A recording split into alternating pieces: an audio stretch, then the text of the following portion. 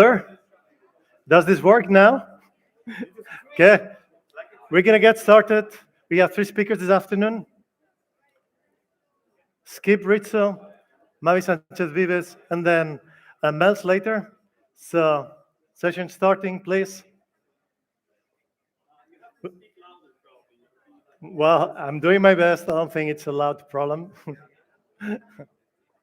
Otherwise, it starts being shouting or screaming. And although I know how to do that, I'm imposing myself some control. Hey, Skip, you hear me? Hey, how you doing? Good. Thank you for joining us, for waking up this early in the States. I don't know what time is it, but probably it's around 7 a.m. or so. It's Um, earlier than I usually get up. okay, so thanks for that effort. It's a shame you cannot join us here physically in Bochum, but we appreciate you making the effort to join us remotely. People are gathering here around the stage, so just give me a few seconds, then we get started. Okay, very well. So this afternoon we'll have three talks. The first one is by Skip Rizzo. Skip Rizzo is professor at the Department of Psychiatry and Behavioral Sciences of the University of Southern California, where he is also one of the associate directors of the Institute for Creative Technologies. And he's been a long-standing contributor to the VR community. And I think it's an absolute pleasure to have him here speaking to us. And we are really looking forward to your talk. And the floor is yours. Thank you, Skip. Okay.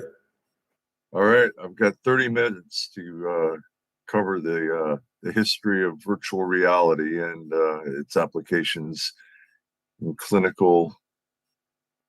There we go. Clinical psychology and so forth. Let me make sure I have everything set up here. Okay. So you can see my screen okay? Assuming that's a yes. All right. Well, thank you for inviting me here. Wait. Okay. So my talk today is going to be clinical virtual reality, a brief review of the future, but in the course of doing that, I'll also have to cite some of the historical foundations to this very fascinating and I think productive field. So with that, let me just do a quick introduction. I'm at the University of Southern California. My primary appointment's at the Institute for Creative Technologies, where I run the MedVR lab. And over the years, since 1995, our lab has addressed psych, cognitive, motor, and virtual human applications in the clinical domain. These areas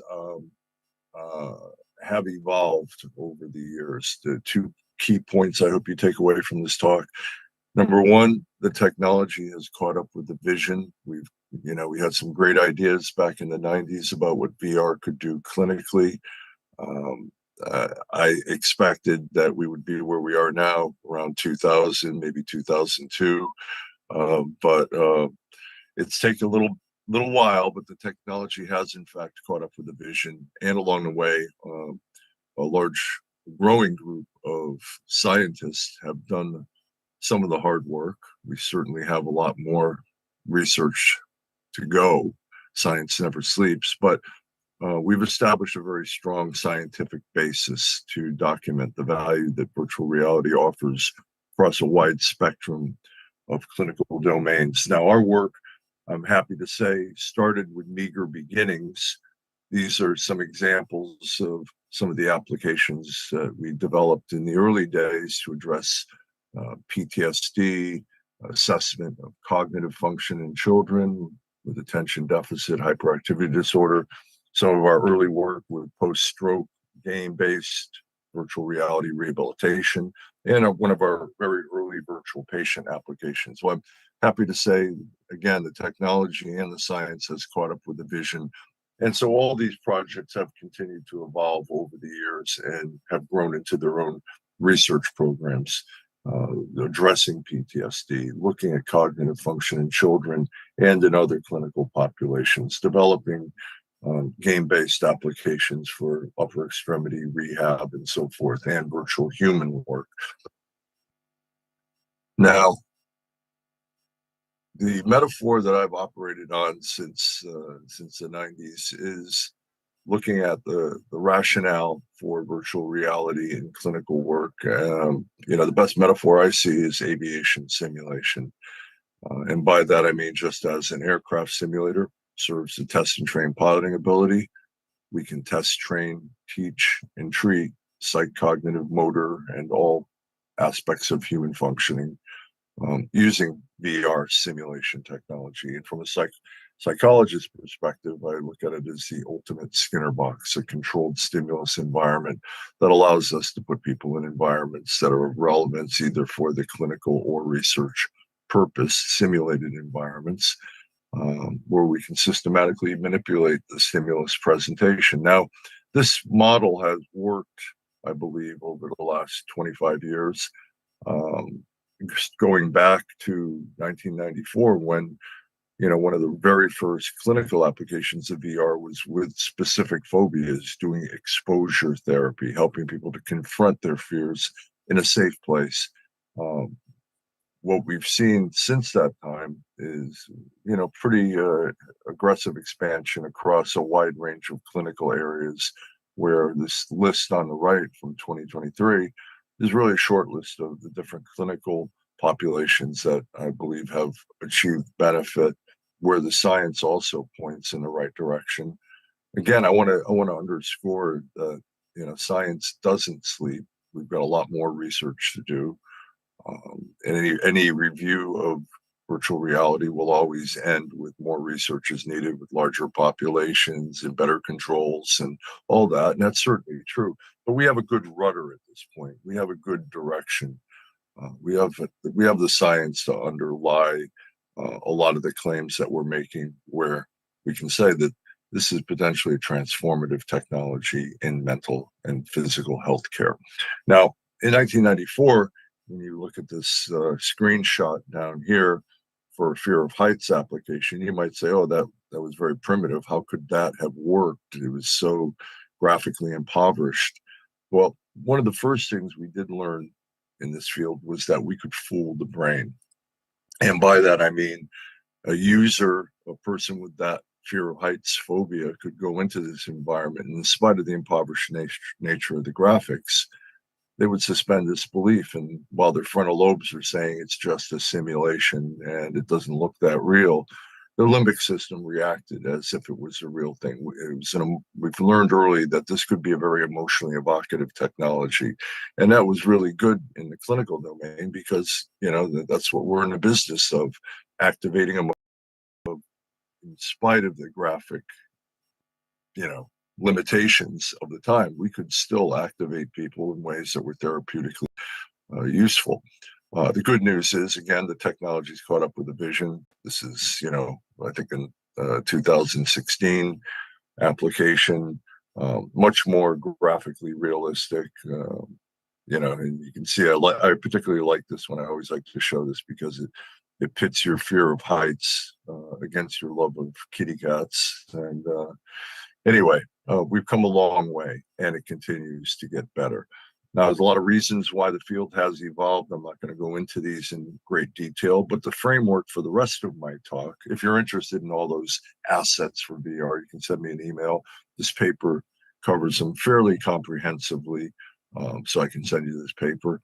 But for the purpose of this talk, the framework that I'm using is to distill all those applications into 5 core process areas that I believe are some of the key areas that we leverage when we're applying VR in clinical applications. And I'll walk through each one of these and explain them and give examples and some of the research. So we're going to start off with expose, and this is exposure therapy. The granddaddy of all VR clinical applications, using it to help people confront their fears, but in a safe place. And by doing that repeatedly, we leverage extinction learning and lead to reductions in the fear conditioning.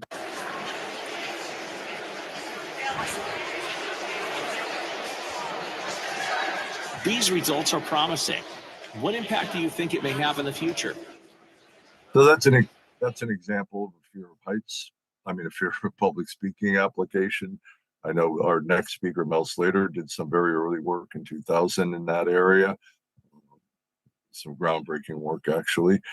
Here's an example of a fear of flying application where you can basically put people in very low cost headsets now, at $300 Oculus Quest or Pico Neo, or whatever, and help people to gradually relive or revisit these kinds of fearful environments at a pace it can handle, and with the frontal lobe knowledge that they're in a safe place, so they're more willing to confront these things. Our work with PTSD, I'm going to show an application now of one little slice of a scenario for exposure therapy for PTSD.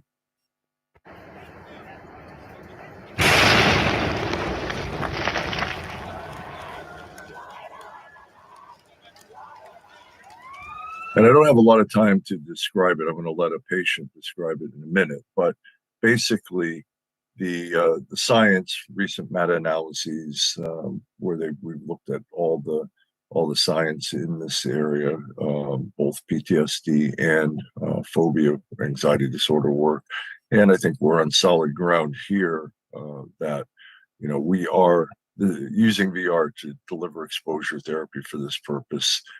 It should be considered to be an evidence-based approach that in most studies we're at least at the very equivalent, we're at the very least we're not inferior to best evidence-based traditional approaches.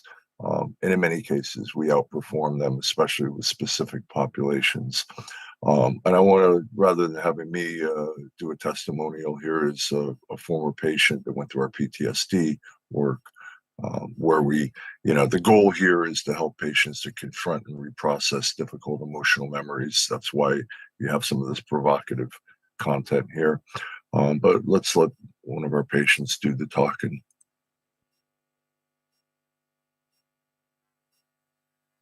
I mean, am I 100% better? No, I wouldn't say I was 100% better, but I do have my life back. I'm able to do a lot of the things that I did before. I don't have so many issues. I'm not running around angry all the time. And this treatment was, it saved my life probably. It saved my marriage for sure. So I would say if you ask me if it works, yeah, it works. Okay, so these are just some graphs of some of the studies that have been conducted showing rather significant reductions in PTSD symptomology after going through a standard protocol for delivering VR exposure therapy. The videos below show combat related, and on the right, an application that we tested for military sexual trauma PTSD. Okay, let's move on to distract. This is the second core process area, and this is most commonly seen in the area of pain management. And this is an area that I believe has a lot of good evidence, not just with distraction, but with other purposes that I'll go into. So I'm going to spend a little bit more time on the distract process. And when we think about it, we need to go back to year 2000 and look at Hunter Hoffman's early work and some of that work with this application running here called Snow World. And it was designed for burn victims to distract them from the pain that they experienced, the perception of pain they experienced getting daily wound care for extreme burns. And this is very painful. And what you see in these images is the first paradigm where they compared a patient getting daily wound care for a burn, playing a video game on the left, an already distracting phenomenon, versus playing in VR, and you see a Stone Age virtual reality headset of the day.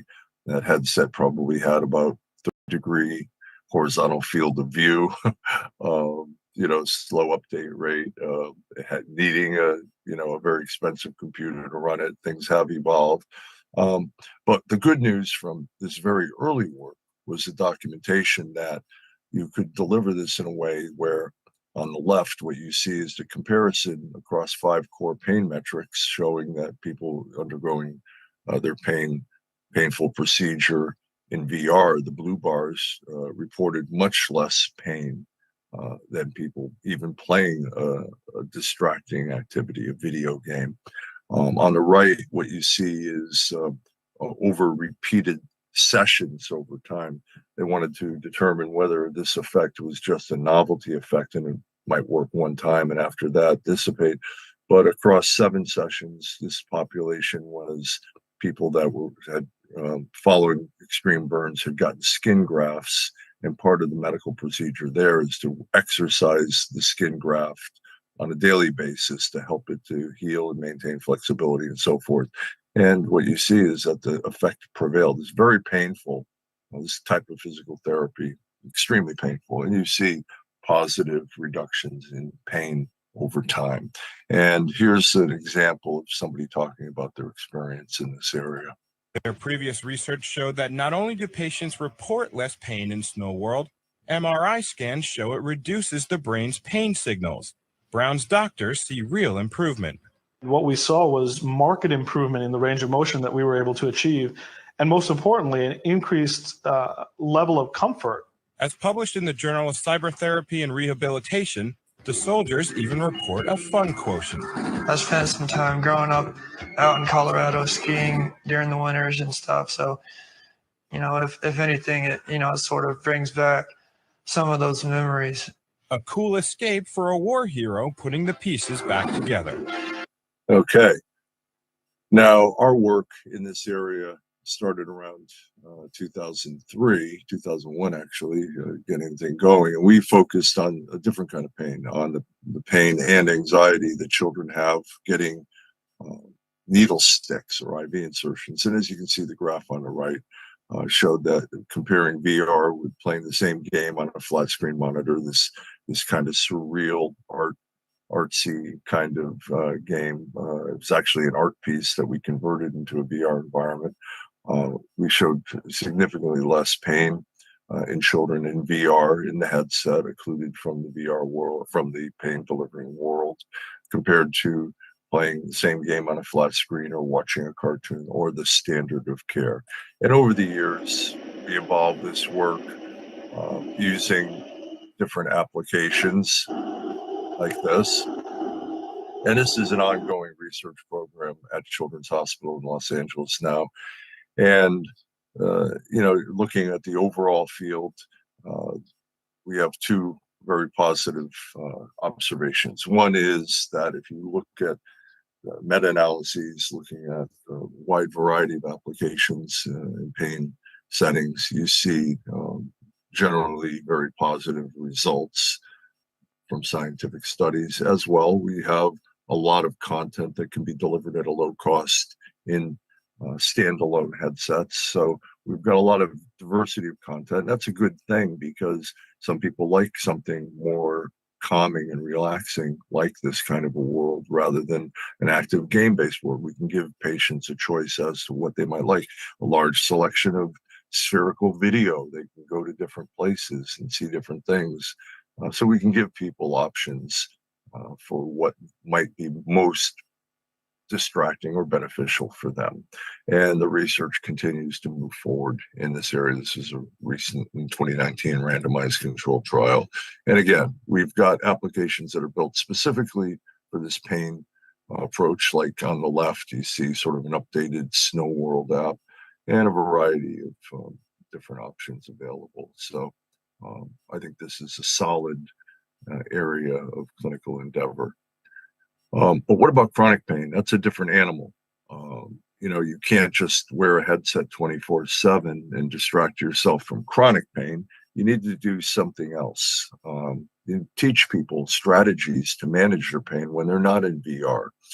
You need to develop strategies that may leverage processes that change brain activation that carry over into everyday life. And so here's an example of that at Stanford University. So what are these patients doing in the virtual world? For Pierre, he's actually moving his pain-free arm. But when he looks through the goggles, he sees the injured arm doing the work. In this case, trying to pop balloons that are floating all around him. After just 5 sessions, he says his pain disappeared. The cost to me was really minimum, just a little bit of time and no side effects. Dr. Sean Mackey, one of the nation's top pain experts, says the treatment works by tricking the brain. And that's where the excitement for VR comes in, is the opportunity to rewire our brains into a more normal state so that we're not experiencing as much pain. Is this the future of pain management? I think it's one of the critical features of pain management. Oh, yes. For patients like Pierre, the future is already here. Okay. So, again, this is using VR to teach people things that might be hard for them to do and using traditional methods. If you tell a person with chronic pain, oh, we're going to have you do a course of mindfulness training. Well, it's hard. Some patients, it's hard for them to engage in that. It takes a while. It takes more than one session for that to occur, to get the effect of a mindfulness activity. And sometimes they don't have the patience to do that. So with VR, we can do that, or we can do some of this mirror therapy approach, like what Pierre was doing in that video, that for some magical reason, which is beyond my intellect to be able to explain, it does change the brain. And there's been a number of studies documenting its impact. You can also deliver physical therapy that a patient might not be so inclined to do because it's painful to do. So this is where VR rises to meet the need in a novel and unique way that has some scientific justification. Certainly the chronic pain area is not as scientifically solid as the distraction area, but it's coming along, and there's a lot of effort in this area because it is a significant health problem. Okay, now one other area in the pain domain is discomfort reduction, and this is for people that are going through difficult medical procedures that might not be so painful but are very discomforting. And one case in point is very early research conducted by Sue Snyder back 2000 to 2003 or 4, documenting the value of VR for people undergoing chemotherapy to reduce the aversive nature of being in a chemo infusion unit. And here's what that looked like. This is virtual reality. Today, 27-year-old breast cancer patient Cindy Worthing will solve a mystery on the Titanic during her treatment. No passengers. That means you. So very, very basic and primitive types of content there. But from research across 182 patients going through chemotherapy, she got good user buy-in. They really liked it. They'd recommend it to a friend. They wanted to do it again. And a more objective measure was that there was a time compression effect. And basically, patients thought they were in the chemo infusion for much less time than they actually were. Time passed more quickly. And here's some examples of patients talking about that. They asked me at the end of after the treatment, how long they thought I was on doing the virtual reality. And I said, about 20 minutes, and really it had been an hour. I couldn't believe it when it was finished because I didn't get to complete the game. Okay.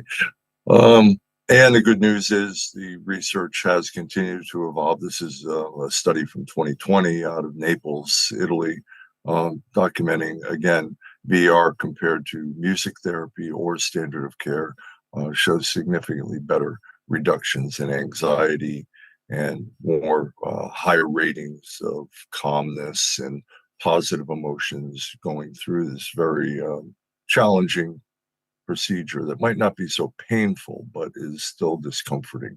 So another area where VR has a bright future. Okay, motivate and measure.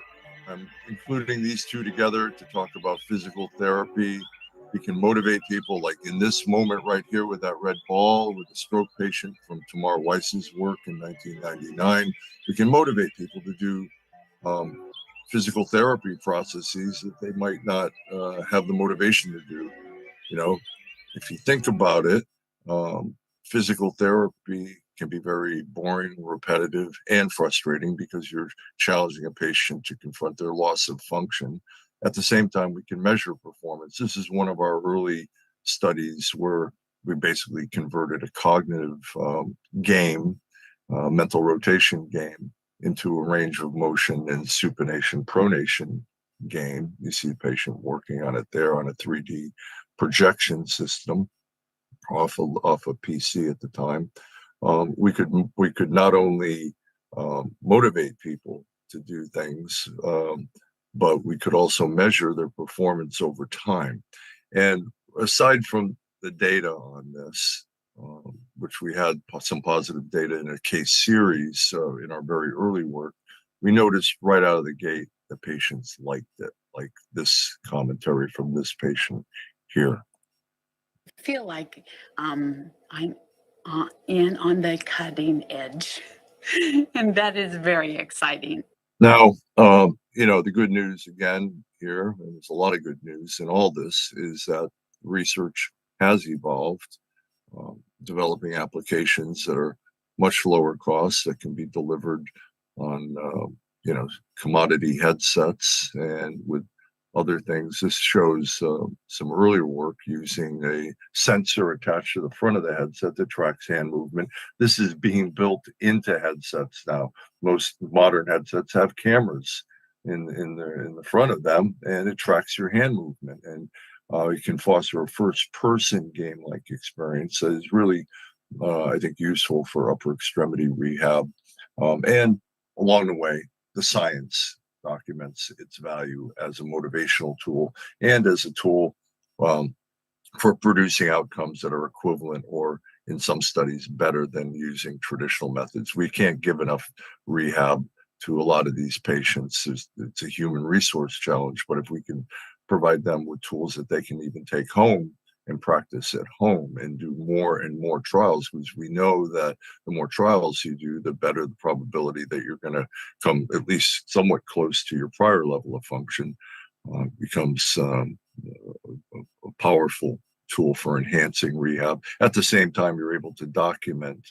You can measure everything that goes on in a virtual environment, so you can document change over time, and that may be useful for enhancing motivation, because a lot of times, say a stroke patient, they week to week, they look at their functioning and they don't see much change, and it's hard to keep motivated when you don't see change, but they may still be showing benefits or changes in their performance. And if you can measure this and then render it in a visualization where they can start to see, yes, in fact, the range of motion has improved, their other motor functions have improved as measured, then that becomes motivational.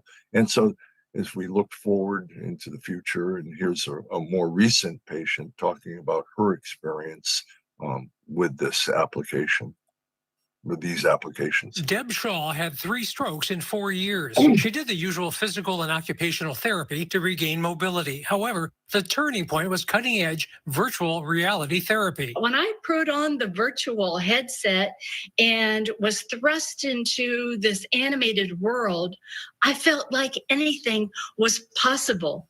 It gave me hope and inspiration. Okay. So let's move on to just measure.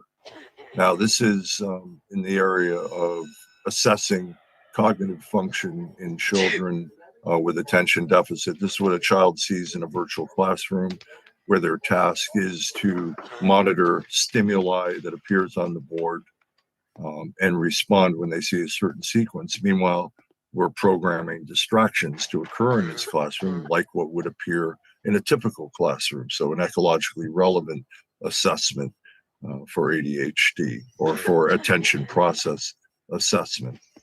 The good news on this is that we can not only show differences in populations that might serve diagnostic purposes, ADHD versus neurotypical children, on core metrics for attention performance. We see differences over time on the actual cognitive performance.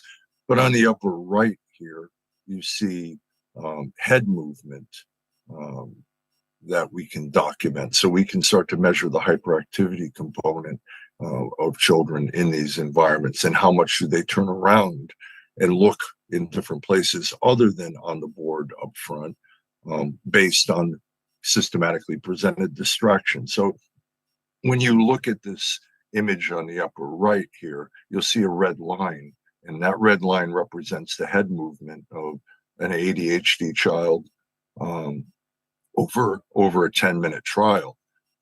And you see the head movement starts off not that much. They're focusing. They can focus early on pretty well, but then over time, they start to get more distractible. You probably can't see, but there's a green line in there that represents a randomly selected neurotypical child, and you see hardly any head movement. They do turn their head and look around at stimuli, but they get back on task. And not only can you render it on this kind of a graph, which is pretty compelling in and of itself, but you can render it by taking this movement data, this tracking data that you've measured and quantified, and put it on little avatar heads like this to show to parents. And you can see that same data, and now you're 1 minute into a task, and you see the ADHD child moving their head a little bit more. Neurotypical may look away from the board periodically, but gets back on task. Whereas the ADHD child at 5 minutes into the task becomes much more compelled to follow the distraction. They become more derailed from the task that they're doing. Now, we jump to 7 minutes, and that is the actual head movement of that child during the test session at 7 minutes. You can see how distractible they are. Here's the paper airplane flying around the room distraction. He's going to follow that. Now he's going to look up at the ceiling. And this head-to-head, literally comparison, I think really shows the, the difference in distractibility that we can also quantify. Now this work, hold on, before I we'll go to this video, I want to set it up. This is a parent of a child. Very early applications back in 2001 developing this. So here's an added benefit to rendering this kind of data in this way. It just punctuated to me how utterly distractible their minds are. Just to see the process helps me understand them even more, and maybe to be even more patient with them. If anything, I could feel what it was like to be in their shoes. Okay. And as I mentioned, this work has evolved. This is a more modern version of the classroom that is being commercialized now, productized, and data from that showing with one area missed targets with kids. You see the red bars with a large sample of 554 kids over the age span. This is 554 male kids. We've got another 500 female children. But you see the yellow bars show the number of missed targets in 6 to 7-year-olds all the way to 12 to 13-year-olds versus neurotypical kids, the red bars. And you see the dramatic differences in the population. This paper is now under review with this data. Sorry, I'm losing my voice here. It's early in the morning here. But one example, by having this kind of a normative database, you could show a parent not only the head movement data, but you can show that on this particular metric, if their child at age 13 misses 8 targets, that is equivalent to an 8-year-old neurotypical child. So you can start, I think it's key to have normative data in these applications. Okay, to conclude, I've got one last section, and that is engage. And this is really about the magic of virtual reality. We can engage people in content because it's so compelling, but it's hard to measure engagement. You can have people rate their experience, how engaging was it. Self-report data is always suspect, but you typically get people rating it very high, rating virtual reality very high. But there's secondary information that we can draw on, secondary evidence that we can draw on to document that people are engaged or have a preference for this type of therapy. And so what you have here on the left is from a recent randomized controlled trial comparing virtual reality with traditional exposure therapy for PTSD from our recent randomized control trial. On the very left, what you see is the preference at the very beginning of the study when people are going through the informed consent. There, it's described to them the different treatments and what they're going to experience. And then as soon as they consent to be in the study, they're also told they're going to be randomized to one or the other treatment. We asked our patients if you had your choice, whether it was going to be VR or traditional therapy, what would you pick? And 76% would have picked VR. So we have a way here that might have, this might be evidence for breaking down barriers to care, that it's more attractive for patients. We can also engage people that are hard to engage in traditional methods of training. So with autism, here's an example of a job training interview with high functioning autism, folks on the autism spectrum. And what you're going to see here are examples of role play interviews that that we use for training purposes, different job backdrops and different levels of provocativeness. So you could practice your job interview, and this is with high functioning folks on the spectrum that oftentimes are very capable of doing a job. They just have difficulties with social skills in this context, almost phobia in some sense. Not quite, but sort of like that. But here's an example of an easy interview question. I'm glad you're here. In a minute, we'll get into some questions about the job. But before we do, why don't you just tell me about yourself? Now, what we can do is we can make her neutral or nasty, or we can pick a different character, a different job backdrop, and put a person through a series of questions with a more challenging interviewer like this. This is an entry-level position. I guarantee there will be things you won't like about this job. That said, what's the most important thing you think you're looking for in a job? And as an example of engagement with this population, here's a user talking about her experience. It's a good program, and it teaches you how to do an interview, and it teaches you how to be in an interview situation with another person. And did you see your performance improve? Did you get better? I get better every single time I do it. I get better. So the graph on the right shows improvement over time from face-to-face interviews in red at the start of training, and then systematic improvements over, this is a sample size of 64 people, improvements over each session in terms of vocational counselor rated interviews. And it shows the change in time that transfers to actual real world performance with that last face-to-face rated interview. So difficult populations we can train. Another difficult population might be clinicians going through training. So this is a virtual patient that we created for teaching motivational interviewing. I'm good. Look, this is my wife's idea. So in that particular study, we showed that training with a virtual patient led to better outcomes in real world performance. This was a randomized controlled trial where people went through a traditional training session and they were tested with a real patient or a standardized actor patient before, after training, and a 3-month follow-up. They went through standard online training plus extra training versus online training plus 45 minutes of practice with a virtual patient. And with blind reviewers rating the interviews with the live actor patient, they didn't know whether it was a control condition or the experimental condition, or whether it was baseline, post-training, 3-month follow-up. We got significant ratings of higher performance after using this experiential approach to furthering the knowledge of motivational interviewing.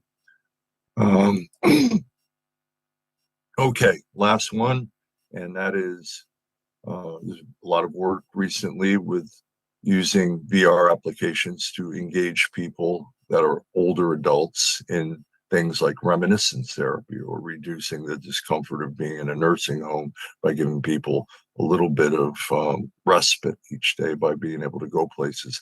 This is, as an example, there's a number of companies that produce this content, but here's a live example of my mom, was 89 years old when she did this. She's my favorite test subject. And what she's going through is a World Traveler application, which is spherical video of famous cities around the world. She hadn't been to Rome in 44 years, and here is her experience going through this virtual version of Rome. Oh, the beautiful Colosseum. That was my favorite. I loved that. It's spectacular. Well, especially for somebody who's been there. It's spectacular. It's like being there. Wow. How did you like the experience? It was fantastic. Okay. Fantastic. And like I say, especially for somebody who's been there, walked all those places, experienced it, it's like being back there again. Well, in her slightly unbiased opinion. Okay, I'm way over time, so I'm going to just jump ahead and just mention one project that we're working on right now, the Ukraine project, significant trauma-focused effort, working with Ukrainian developers using our PTSD software code to build out new content, because it's really going to be a petri dish of trauma over there. Most recent evaluation in about 2 million people that did a survey, it might have been somewhat biased, but 2 million people in Ukraine that filled out this form, 25% met criteria for PTSD. So we've got clinicians and developers over there working on this project. And here's an example of some of.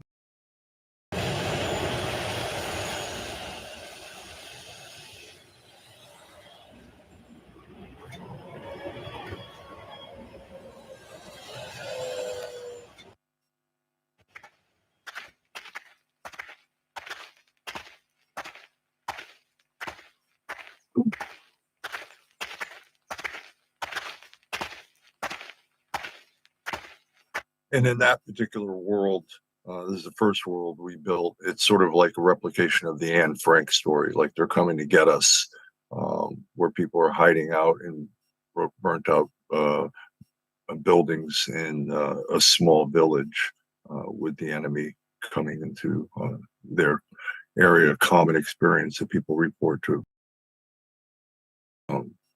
So anyway, that project is ongoing in the development phase, but I'm hoping that beginning of next year, we'll start being able to provide treatment. So I want to conclude now by saying we can expose, distract, motivate, measure, and engage people's perspective in clinical applications in ways that make a difference in their clinical care. And in addition to this, I want to just say, well, actually, let me, I just had a problem here. I am going to, I'm going to go back to this. Sorry about that. In addition to these core processes, the work that I've described here and the work in the field oftentimes is informed by theory. We start off looking at what works in the real world, what is our scientific basis for theoretical views, and jump from that. So it's theoretically informed. A lot of people are doing the science to document its value. As you'll see in the next couple of talks, I know Mel and Bobby are going to present a lot of good science around the work. So you have a lot to look forward to. And in addition to that, we also have low cost, high fidelity technology and a passionate development community. These are all ingredients that bode well for the future of clinical virtual reality. And with that, I'm sorry I went over a little bit, and I'll stop there. Can